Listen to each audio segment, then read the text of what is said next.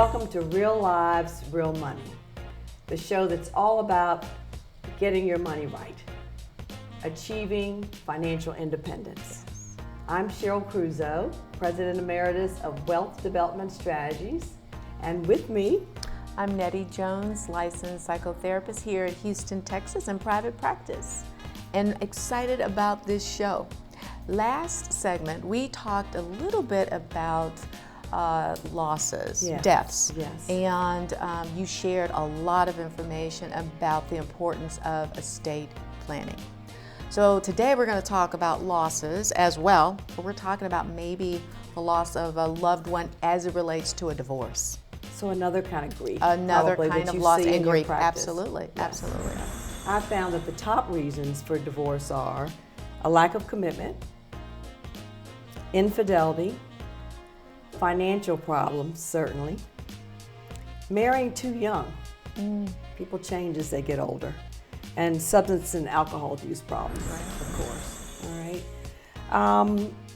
Nettie, how do you help couples work through it, and can most marriages be saved? Oh, absolutely. You know, I share with clients all the time, I do what I do because ultimately I believe people can change. You know, they can make changes in their lives. And as it relates to the issues that you talked about, those four top reasons that people, you know, choose to divorce, is sometimes very difficult to work through. But both parties coming in, wanting to dig in, do the work, we can get it done. But one of the things I caution couples when they come in, I say, you know what, the marriage is fine. It's the two people in the marriage. And so we sit down and we go through whatever the challenges are. And, you know, there are some couples that have all four. And so you've got to say, oh, where do we start? Do we start with the infidelity, or do we start with the substance abuse? You know, because some things kind of link to the other. In other words, they're interconnected.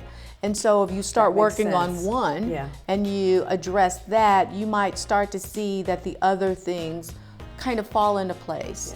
And then that couple feels that they can kind of move through. But absolutely, you can pretty much work through anything. Yeah, well, that's good.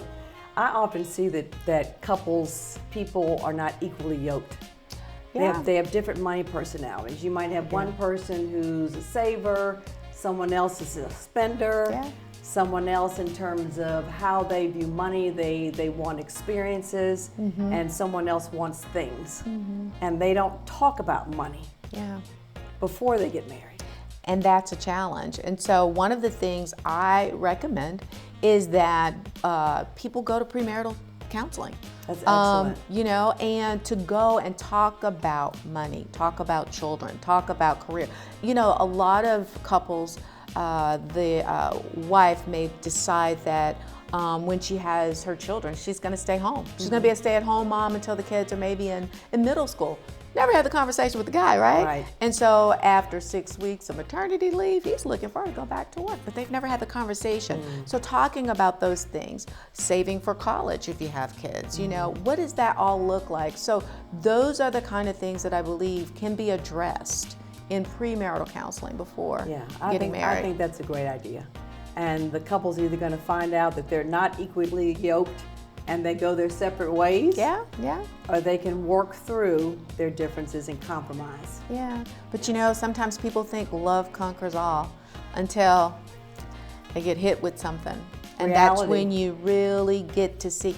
Money shows you who people really are. And you really see that in divorces. You know, I'm really privileged to work with women here in the office, and oftentimes they're the purse. And, you know, they end up losing a lot financially.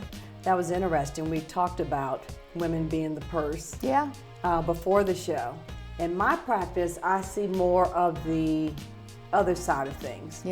And I see that women, the vast majority of the time, get the short end of the stick in the divorce. And women make a lot of mistakes when it comes to divorce. Absolutely. And I just want to go through some of those. The first thing I'd say is forget revenge. Forget the emotion. It's too costly to fight. Absolutely. And divorce is a business transaction. Let it go. The second is wanting to keep the house very often because they want to keep the children in their same world. Yes. All right? But the female, especially if she does not earn as much as the spouse, Right. typically cannot afford to keep the house. They can't afford to pay the property taxes, the maintenance, etc. Yeah. So let that go. The second is child support. And so that's often discussed in the divorce Yes. negotiations.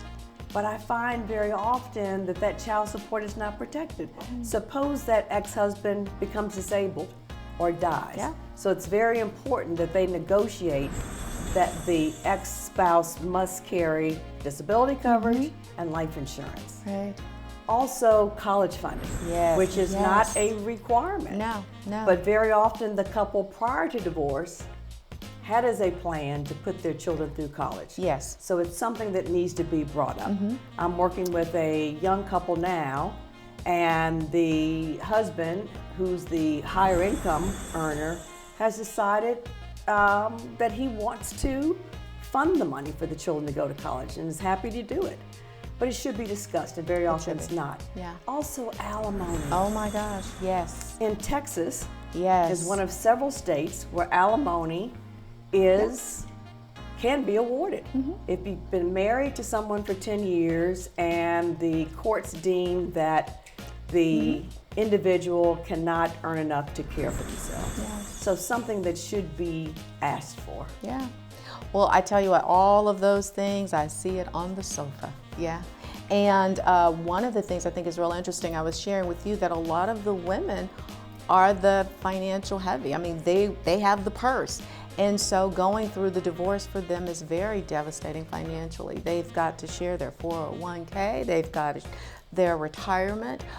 If they want to keep the house so that they can afford to keep the house, then they've got to give up something there. So in essence, they feel like they give up so much financially just to divorce this person. And if they're in Texas, and if they've been married 10 years, and if he is not able to afford to take care of himself, she may have to pay alimony. Yeah. So she had to take care of him when he was there. Yeah. And now that you're divorced, you got to take care of him? Yeah.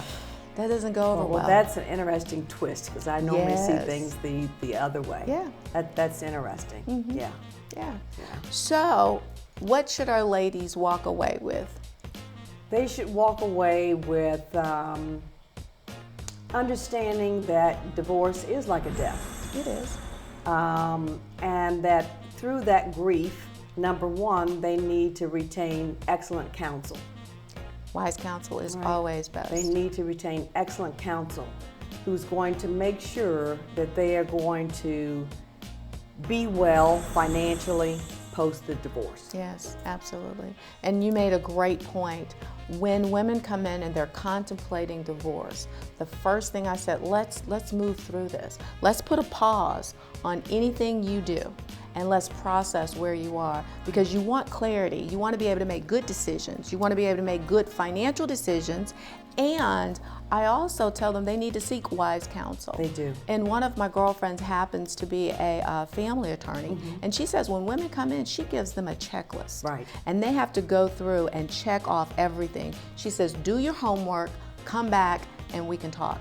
So one of two things happen. They don't come back, or they come back and they're ready to move forward. Yeah. But they're prepared. Yeah. So seeking wise counsel is the key. Very important. Yes. Very important. You got that, guys? Well, we've run out of time again. I know. It's always so much good stuff. But before we go, we got to talk about your book, Real Lives, Real Money. And That's where right. can they find it?